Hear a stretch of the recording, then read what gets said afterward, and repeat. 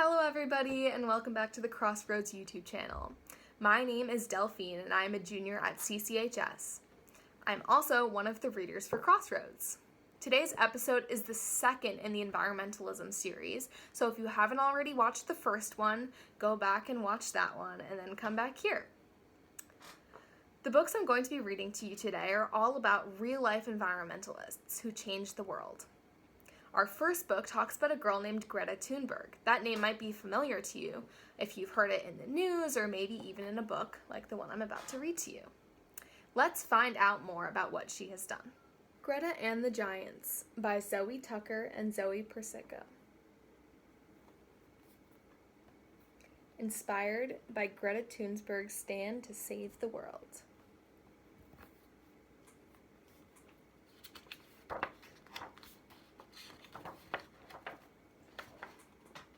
There once was a girl who lived at the heart of a beautiful forest. Her name was Greta.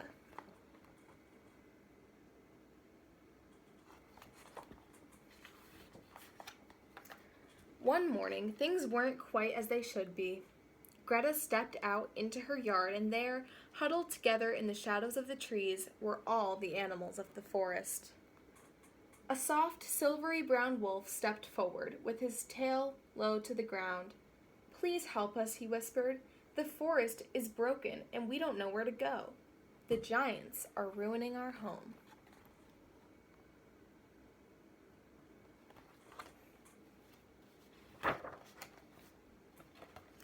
The giants had always been there, for as long as Greta could remember, but now they were worse than ever. They were huge, lumbering oafs, and they were always busy. They chopped down trees to build homes, then they chopped down more trees and built even bigger homes. The houses grew into towns, and the towns grew into cities. They built factories and shops and cars and planes. They worked all day and all night. Until eventually,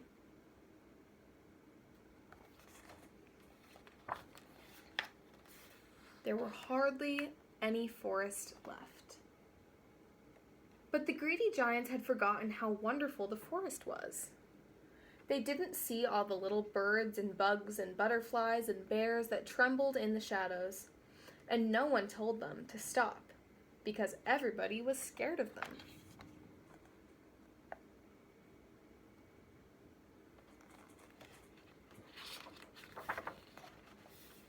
Everybody except Greta. "Will you help us?" asked the wolf. Greta looked around her. The animals looked tired and sad.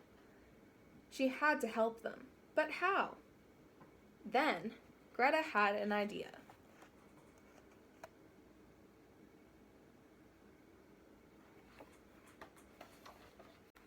The next morning, Greta went into the middle of the forest and waited for the giants to come. She stood alone, holding a big sign. The sign said, "Stop." She waited and waited.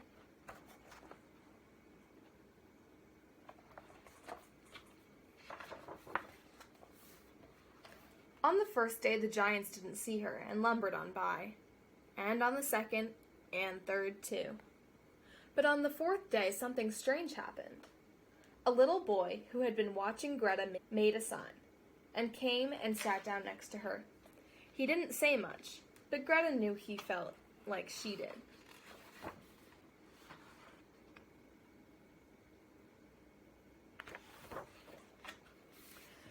Soon, more people and animals saw what they were doing and joined in too. See all of their signs. "Save our forest. Our home is on fire. Stop. Listen. We love our forest." Before long, a huge crowd filled the forest, stretching out to the city and the roads beyond. They stood together and waited. The crowd was so huge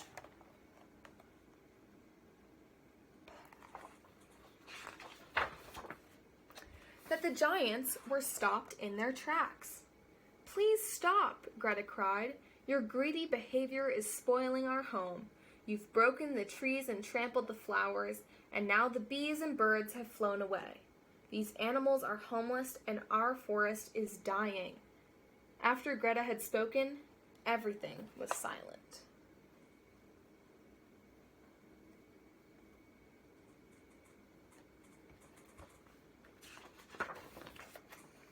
But then, everybody in the crowd began to shout, "The smoke from your fires is choking the air, and please stop cutting down trees. You can help plant new ones. We need to take care of our forest and live together. Will you please try?" they all said.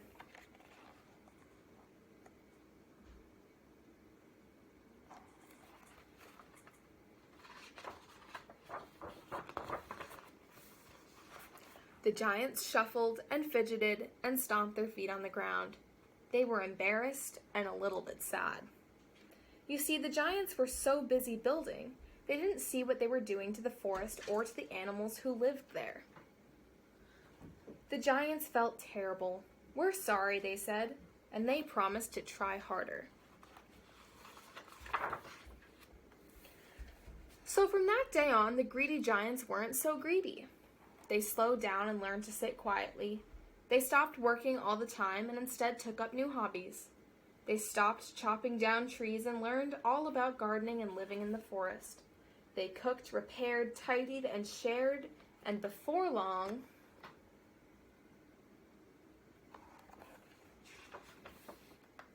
the forest became more beautiful than they could have ever imagined.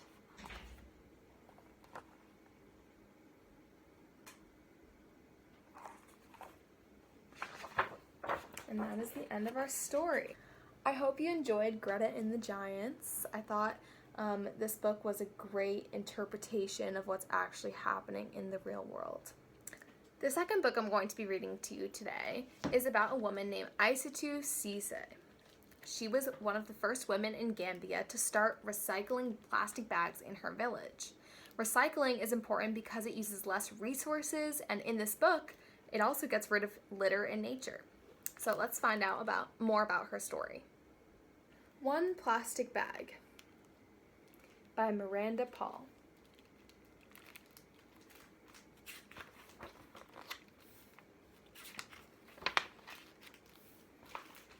Najau, Gambia. Isatou walks with her chin frozen. Fat raindrops pelt her bare arms. Her face hides in the shadow of a palm leaf basket, and her neck stings with every step. Warm scents of burning wood and bubbling peanut stew drift past. Her village is close now. She lifts her nose to catch the smell. The basket tips, one fruit tumbles, then two, then 10. The basket breaks. Isatou kicks the dirt.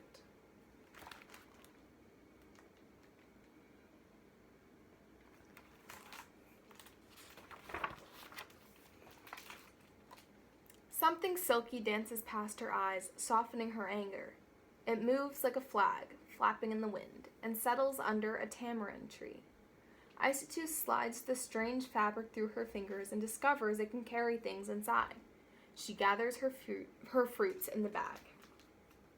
The basket is useless now. She drops it, knowing it will crumble and mix back in with the dirt.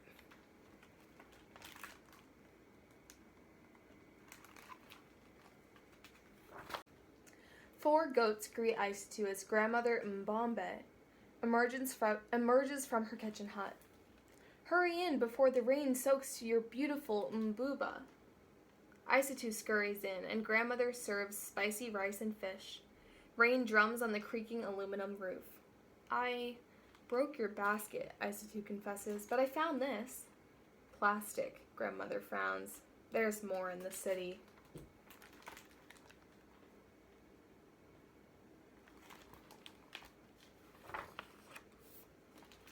Day after day, Isatou watches neighbors tote their things in bright blue or black plastic bags. Children slurp water and wanjo from tiny holes poked in clear bags. Market trays fill with the minties wrapped in rainbows of plastic. The colors are beautiful, she thinks. She swings her bag high. A handle breaks. One paper escapes, then two, then 10. Isatou shakes sand off her papers. Another plastic bag floats by and she tucks her things inside. The torn bag is useless now. She drops it to the dirt, as everyone else does too. There is nowhere else to put it. Day after day, the bag she dropped is still there. One plastic bag becomes 2, then 10, then 100. Plastic isn't beautiful anymore, she thinks. Her feet step down a cleaner path, and the thought floats away. Years pass and Isatou grows into a woman. She barely notices the ugliness growing around her until the ugliness finds its way to her. Isatou hears a goat crying and hurries towards grandmother's house. Why is it tied up? Where are the other goats? Inside, the butcher is speaking in a low voice. Many goats have been eating these, he says. The bags twist around their insides and the animals cannot survive. Now 3 of your goats and so many other goats in the village have died. Grandmother Mbambe's powerful shoulders sag. Isatou must be strong and do something. But what? Isatou's feet lead her to the old, ugly road. A pile of garbage stands as wide as grandmother's cooking hut. Mosquitoes swarm near dirty pools of water alongside the pile. Smoke from burning plastic stings her nose. Her feet back away. Goats scamper past. They forage through the trash for food. Her feet stop. She knows too much to ignore it now. Holding her breath, she plucks 1 plastic bag from the pile. Then 2, then 10, then 100.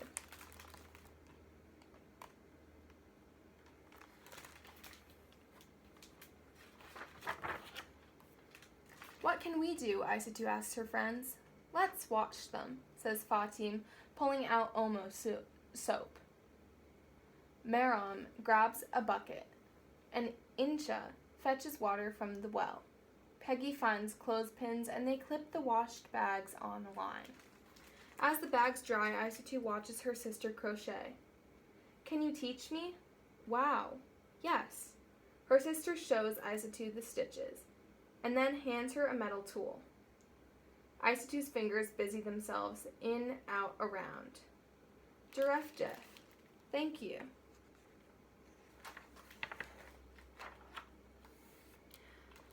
Isatou finds a broomstick and carves her own tool from its wood. What's that for? Fatim asks. Isatou pauses. She and Peggy have an idea. But will their friends think it's crazy? Will the idea even work? Nervously, she explains the plan. 1 friend agrees to help, then 2, then 5. The women cut bags into strips and roll them into spools of plastic thread. Before long, they teach themselves how to crochet with this thread.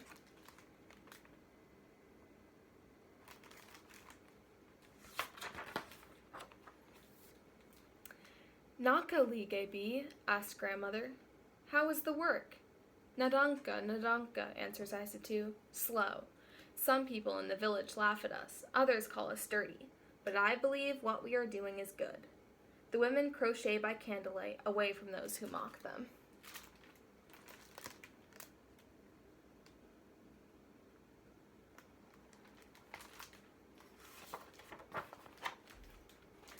Until a morning comes when they will no longer work in secret.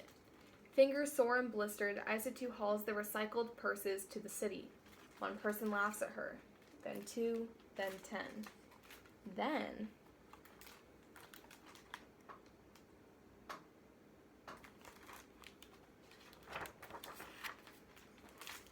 One woman lays Dalasi coins on the table. She chooses a purse and shows it to 1 friend, then 2, then 10. Soon, everyone wants one. They look pretty cool to me.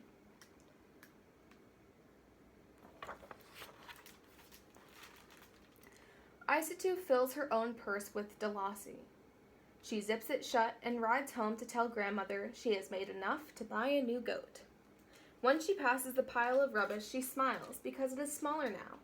She tells herself, one day it will be gone and my home will be beautiful. And one day...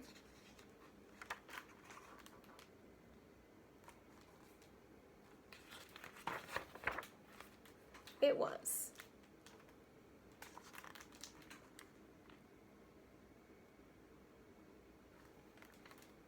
The end. I hope One Plastic Bag and Isatou Ceesay inspired you to want to recycle more and to be more sustainable, and I hope that both of these books showed you what environmentalism can look like. My question for you specifically about this book is, can you recall a time in your past where you did something to stop all of the plastic that goes into our world? Did you use a paper bag at some time because you knew plastic was bad? Did you pick up some litter at the beach or at the park? Did you recycle? Did you turn a plastic bag into something that you could use again? That's the end of our video for today. I hope you enjoyed it.